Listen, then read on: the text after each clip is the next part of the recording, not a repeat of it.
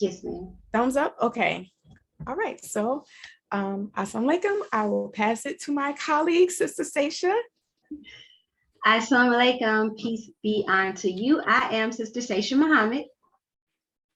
And I am Sister Krystina Muhammad. And we are consultants from the Osman Sharrieff's STEM and Business University Abrogation Department. So we're here to explain, demonstrate, and if you would like, implement the Supreme Wisdom curriculum model in your school district. We were asked to come here because you, like most public school districts across the nation, are dissatisfied with the quality of education that your children are receiving. So if you could lend us your ear for 30 minutes, we are confident that we have a solution for you. Next slide, please.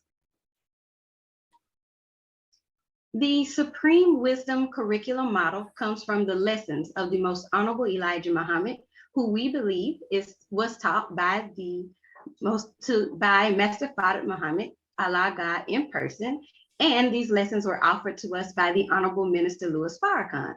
So in a letter to the laborers, the Honorable Minister Louis Farrakhan states, these lessons represent a key to unlock the hidden meanings of the Bible and the Holy Quran, and also to unlock the hidden powers of the original people. So in the lessons that are offered to us, we are instructed, sit yourself in heaven at once.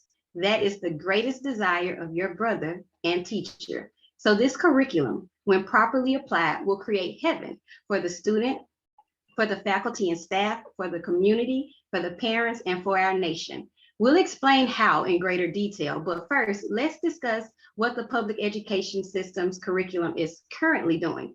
I have a question for you. What's wrong with the current public educational system? We would argue nothing. Nothing is wrong with the current public educational system because it is doing exactly what it was designed to do. Next slide, please. And we won't spend much time here, but if you would like more information, do research the Prussian educational system and Horace Mann. You'll want to start back in the early 1800s. Prussia is Germany's cultural and geographical predecessor. It set out to solve the issue they were having with independent thinkers. They did not need free thinkers. They needed uniformed, obedient soldiers who would not question the commands of even the commands such as advancing towards gunfire. They needed soldiers who would sacrifice their own lives for the demands of the state. So to remove independent thinking, they devised a system called Schule. It's a German word, but it should sound familiar. We recognize it as school. On the surface, these schools were set up to provide the children of society with an opportunity to be educated. But what we see is that the schools are less about education and more about schooling, indoctrination, processing, molding, conditioning, sorting, and herding the children for the needs and desires of the rulers and the elite. School in its current system steals the children's natural gifts. It steals their curiosity, their creativity, and their individuality. So the child is not encouraged to think for themselves, but to instead obey with blind allegiance those in authority. We found an article by Alison Schrager that argues 19th century American education was designed to produce disciplined, dependable, compliant workers for the expanding industrial economy. And the industrialists believed that young people needed to be ready for factory life, which we see is being outsourced. This doesn't even exist anymore. So they demanded punctuality, regular attendance, narrow task orientation, self-control, and respect for authority. These are great characteristics for an industrializing economy, but it's hardly geared toward producing autonomous, self-directed individuals. This factory model of schooling is functional, but it is stunting. This factory model remains widely prevalent in the contemporary US schools, end quote. The Honorable Minister Louis Farrakhan quoted a great scholar and former president of the United States that we see on the screen, also former president of Princeton University. He said, Woodrow Wilson said, we want a class of persons to have a liberal education. We want another class of persons, a very much larger class, of necessity to forego the privilege of a liberal education and fit themselves to perform specific difficult manual tasks, end quote. So as educators, how many of you decided to go to school and study education so that you can contribute in making a large class that would serve factory workers for the factories we no longer have? How many of you parents decided to send your students, your children to school to become just that? More importantly, what does God want our children to be? Next slide, please. So we found an article in the New Yorker that was titled "The Rise of Black Homeschooling." Here you'll see Victoria Bradley, who is seated, and her mom, Bernita. And Victoria began asking her mom to be homeschooled as early as the 5th grade. Her problems began as early as the 2nd grade. She was lost during pickup. She was bullied by other students and even bullied by her teachers. She felt like she was being picked on as one of the Black students. Her mom was a single mom and she had not finished college, but she did own a hair salon. She felt unqualified to teach her own child, which is amazing because in Detroit, where her daughter attended school, 6% of Detroit's 4th graders met proficiency benchmarks in math. 7%, not 70, 7% met the benchmarks in reading, according to the National Assessment of Educational Progress. So early one evening in Victoria's senior year, Bernita and Victoria pulled into their driveway from Sam's. A bottle of dish soap had spilled in her trunk, and as Bernita was trying to scoop the soap out of the trunk with rags and a 3-ring binder, Victoria went down the cracked driveway and saw a swarm of butterflies. And she asked her mom, "What makes them glow?" Bernita watched her daughter chase the fireflies around their yard. She went and got a mason jar and told her to catch one. She said that this is what a Black child's life should feel like, happy and unencumbered. When they caught a single firefly, they sat on the stoop and researched it on Victoria's phone. They learned that this bug belonged to the family Lampyridae or Lampyridae, and that it is a bioluminescent enzyme that makes it glow. So as Victoria scrolled along her phone reading fun facts, Bernita laughed and said, "You know this is homeschooling, right?" Victoria looked up and said, "Really?" And her mom said, "Yes, this is science. We're going to do this for real." According to a Census Bureau in October of 2020, nationwide, the proportion of homeschoolers increased from 5% to 11%. But for Black families, it increased from 3% to 16%. What did the parents see when they glanced over their child's schoolwork when they were in the home? What did they hear when they listened into the classroom? What made them suddenly take a stand that Bernita took as a mom? This article also mentioned Iman Allen, who was a former school teacher in Fort Lauderdale. She turned to homeschooling when her elementary school child told her that school made him want to die. We bring up these children who are currently being homeschooled, not necessarily because we are promoting homeschooling, but if you must, please do. But we bring them up because these statistics and these examples bear witness that we must take control of our children's education. Did COVID accelerate our efforts to finally do for self as we've been instructed? Bernita said parents are not deciding to take their children out because of COVID. They're deciding to because education has failed children in this city forever. But Detroit is not the only city failing. It's a nationwide dilemma. So as Bernita realized, our children are naturally inquisitive. If they're given the tools and the environment, they will seek knowledge. So allow us to redefine learning. Allow us to demonstrate and implement a system and a curriculum that will create gods. At this time, I would like to go into how by bringing up my colleague, Sister Krystina, to take us further into the presentation. Thank you so much, Sister Saasha. That was amazing. So moving forward, we're going to go through our tables of contents so that you all can have a glance at what you're going to be seeing from us moving forward in this presentation.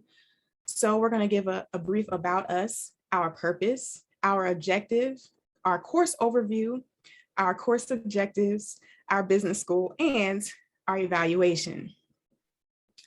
All right, so as Sister Saasha said, that what we are here to do is help you in various different ways. So first thing we'll be providing for you is our curriculum.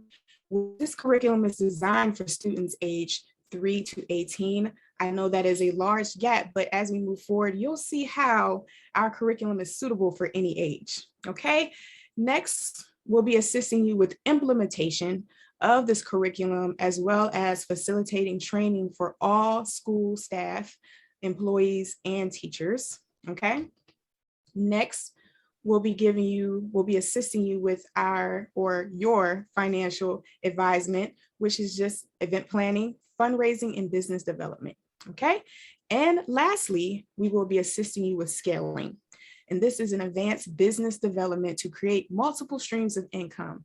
Now, I know you all are sitting here wondering, why does a school need help with scaling and financial advisement? We are going to get right into it. Okay, so what is our purpose?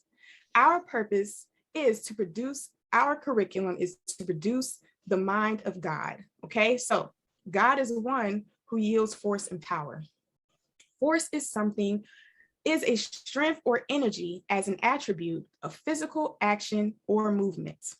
Power is the ability to do or act.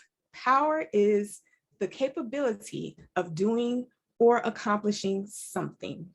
So simply put, our purpose is to produce the mind of one who is yielding force and power within their domain. And this is very important as we go further into our presentation, okay? Now, our objective. The objective of this curriculum is to solve the Black economic crisis by teaching our children how to sit themselves in heaven at once, attaining luxury, money, good homes, and friendship of all walks of life. When speaking to Master Fard Muhammad, to whom praise is forever due, the Most Honorable Elijah Muhammad states, he goes after the root of all things, like our Black father did in the beginning when he built the universe out of nothing. He is as one sitting out in space with no material of space to make something altogether new. He goes after the root in making this new world of people. And that is what we are here to intend to do. Go after the roots of all things, of all of our problems as a community, right? And that is through economics. Our economic position, as the Most Honorable Elijah Muhammad states, remains at the bottom of the ladder because of this ineffective leadership and because so many of our people ignore the basic rules of a healthy economic life. We fail to develop self-leadership in economics. Moving forward.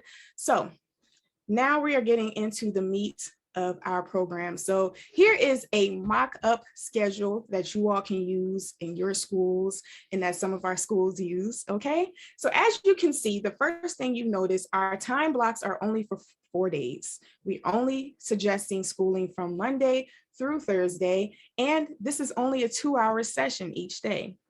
So as you're getting a glimpse, you see that our main courses, such as universal math and science, are only for 30 minutes. And then there is a large time block for business development.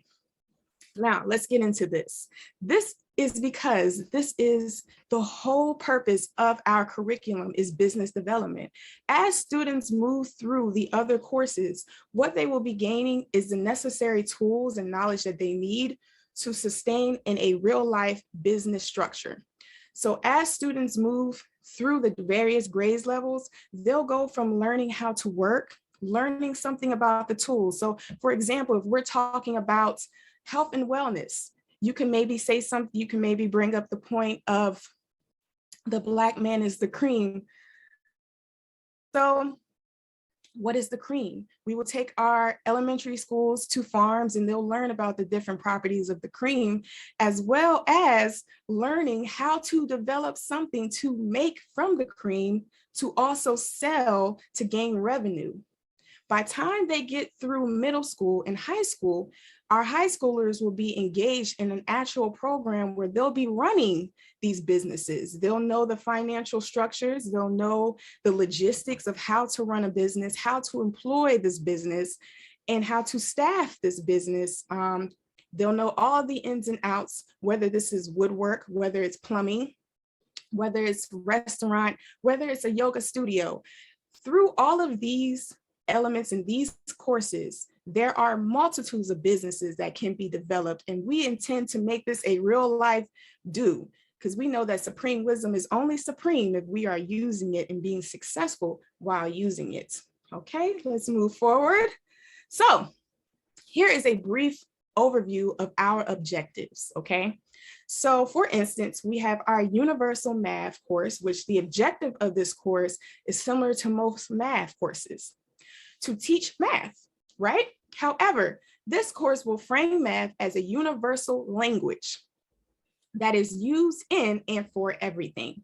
Students will leave understanding that math is essential to every element in life. Now, of course, if you're running a business, you need to know how to count the coins, okay? However, you also need to know that math is part of building, whatever it is. If you are baking, you need to use mathematics. If you are building, you need to use mathematics. Every business and every element that revolves around creating something utilize math. So this is why we call it a universal language. As Mother Tynetta said, the highest universal language of the divine supreme being in which he has measured all of the divine creation is mathematics. And that is powerful, but it is also very, very accurate. Okay. So here are some more course objectives for our other courses. As you can see, just briefly glance over, there is a course on here that you might have never seen, and that is our self-discovery component, okay? Now, this course is actually one of the most important courses that we have at our program, and that is because in order to build any type of business, any type of financial institution, that person who is developing it, that person who is building it has to know why they're doing it and what they're doing it for. So we want students to engage in this time of self-discovery, self-reflection, to really see what it is that they desire to do. So students will engage in this through elementary and preschool to high school, so that as they're doing this and they're going through this course, facilitators and teachers will be better able to point out different elements or see what their students are good at, right? So this is our time as instructors to really evaluate our students and see what they're leaning towards. Are they leaning towards Legos? Because if so, that means that student might be an engineer, correct? So this is important that our students, even moving forward in life, that they can have at their forefront how important self-discovery and self-reflection is, even after they are through with their primary schooling, okay? So the Honorable Minister Louis Farrakhan has told us that in economics, when Black people go into business, it is another form of war. When you begin to take money out of the white companies and bring it back to the Black community, it is an act of war. That is the way that they see it. So why don't you get into your mind of war? Get into the mind of war, the form of war, the spirit of war. And don't lay down your weapon until the war is over and victory is won. And that is what we intend to do with this curriculum. We intend to go to war, because in order to solve the economic crisis, we have to build and develop a new mind. And that is a warrior mind, a mind that is focused on developing for self and doing exactly what the most honorable Elijah Muhammad has taught us. And now I'm going to turn it back to my colleague, Sister Saasha. Excellent job, Sister Krystina. Thank you so much. So on this slide, you do see that we are focusing on sustainability and potential trajectory. This is because there is no point in having a wonderful curriculum and no way to get it to the students effectively. So the Honorable Minister Louis Farrakhan teaches that business is the activity of life. And so business is infused in every course, which is the engine of the university's funding. This means that you will be able to afford qualified, dedicated facilitators and the facility and materials needed to implement your curriculum, since you do not depend on fundraising, donations, or even tuition. With our assistance, you will see how to run a successful business out of the school and eventually multiple businesses around the community that fund the school. For example, say your building has a kitchen. You can have a bistro. The youngest students will learn how to create menus, take simple orders, record, edit the marketing material, take commercials, do surveys, and feed that information up to the older students. Those older students will meal prep. They'll ensure that the menu incorporates balanced, healthy items. They will evaluate the surveys and implement changes that are needed in the bistro, as well as simple maintenance. They'll also forecast expansion and give those ideas to the high school students. These students will manage the bistro. They'll oversee inventory. They'll procure local Black-owned suppliers for all of the ingredients, or at least most of the ingredients that we use for our dishes. And they'll handle all potential escalations. So after this, and all of this will be based on how to eat to live, as well as the proper handling of people. And so all of this is just one business idea. The possibilities are endless. You can have a dry cleaner, seamstress, tailoring, grocery store, bookstore, a salon, a barbershop, childcare, a dairy farm, aviation, and even trucking. There's absolutely no reason for our farm in Georgia to have any difficulty shipping our produce throughout the nation. Our logistics and trucking courses will solve this problem. So we would love to see each school with at least 3 businesses. And once they are successfully running 3, they'll move into owning a multifamily structure. That's housing that is rented out, providing affordable housing for the surrounding community. Our students will go into these facilities and they'll learn on working electrical work, welding, plumbing, carpentry, maintenance, lawn care. We already have the expertise that we need amongst ourselves, our parents, and our community members that will allow students to have hands-on experience with multiple vocations before they graduate. Even if they choose not to pursue a trade as a career, they'll always be able to do for themselves if needed. At this time, I would like to turn it back over to Sister Krystina to explain our evaluation. All praises to Allah. Thank you, Sister Saasha. And we're at the final question, okay? With all that we said, how do you evaluate it? Well, it is simply put, we evaluate it by our success, right? If we are developing businesses, are we to use the usual or the standard evaluation? No, because this program is unlike any that has been seen or that has been done. So in order to evaluate it, we have to evaluate by first, are our students in the mind of business? Are they excited about creating? Excited about making that green? Okay, that is how we are going to evaluate these programs. And we're going to evaluate it is by whether or not our school is generating the amount of funds and the amount of income. We're going to evaluate it by our businesses evaluating. And as Sister Saasha said, as our students are learning, they will be the ones who will be operating these schools. They will be doing the marketing. They'll be doing the communications. They will be doing all the things because they already have the tools. It is just our job to steer them in the appropriate direction. So from the cradle, you're talking about a new curriculum. Don't worry about math and science and all of that first. Worry about giving them the right attitude and mind to achieve the curriculum that you have for them. From the Honorable Minister Louis Farrakhan, and we are definitely concerned about creating the mind and an attitude of a self-sufficient man and woman, a businessman and woman, a successful business man and woman. So, for the final time, I'm going to turn it over to my great colleague, Sister Saasha, and she will close us out. Thank you so much, Sister Krystina. Beautiful job. So at this time, I would like to close by explaining that the goal of the Supreme Wisdom Curriculum Model is to produce a nation of gods that have the force and power to secure benefit for themselves, their families, and their nation while they live. We will not wait to die to go to heaven. Our goal is to prepare our children to approach every discipline as a master. The Supreme Wisdom says, sit yourself in heaven at once. That is the greatest desire of your brother and teacher. This is our greatest desire as well. We pray that this presentation was received in the spirit that it was intended. We thank you for your time, and we leave you as we came before you with the greeting words of peace. Assalamu alaikum.